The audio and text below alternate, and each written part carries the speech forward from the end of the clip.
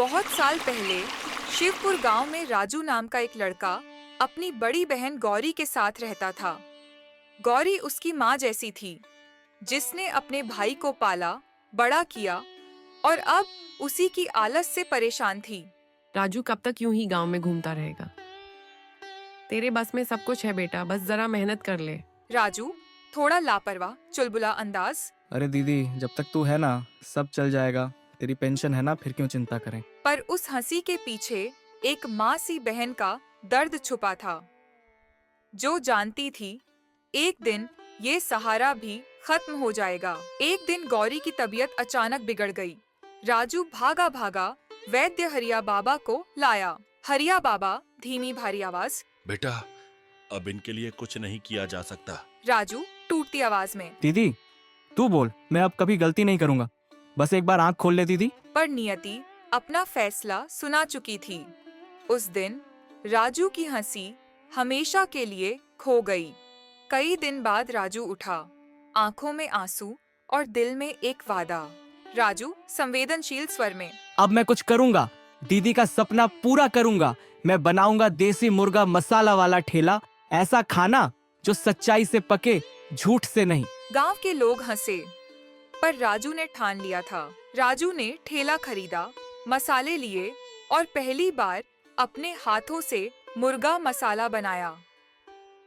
पर पहले दिन कोई नहीं आया। रघु काका, गांव का बुजुर्ग। राजू बेटा, सच्चाई का स्वाद देर से चढ़ता है, मगर जब चढ़ता है तो हमेशा रहता है। राजू नम्रता से। आप सही कह रहे हो काका, अब मैं हार नहीं मानूंगा।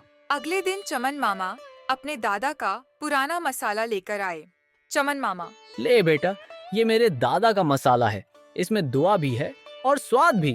राजू ने जैसे ही मसाला डाला, पूरे गांव में खुशबू फैल गई। गांव वाले, अरे ये तो माँ के हाथों जैसा स्वाद है। राजू के चेहरे पर आंसू थे, जैसे दीदी ऊपर से मुस्कुरा रही हो। उधर गांव का ढाबा मालिक ललित ठाकुर जल उठा।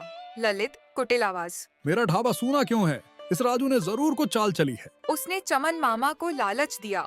मुझे वही मसाला दे दे और राजू को खराब मसाला दे दे। लालच ने एक बार फिर इंसान को गिरा दिया, लेकिन उसी रात चमन मामा के पिता ने सब सुन लिया।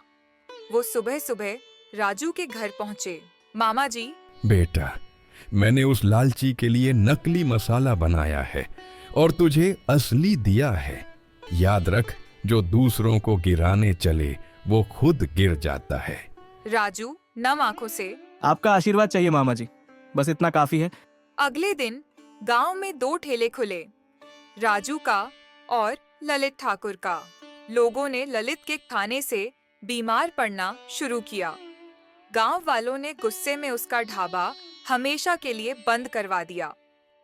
कभी झूठ से भरी थाली में जहर भी छुपा होता है और सच्चाई से बने भोजन में बरकत। अब राजू की दुकान गांव की सबसे बड़ी पहचान बन गई।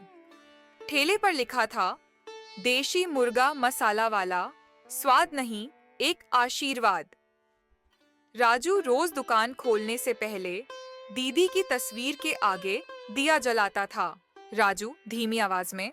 दीदी तू नहीं है, पर तेरी सीख आज भी मेरे साथ है। सच्चाई भले भूख दे, पर झूठ कभी सुख नहीं देता।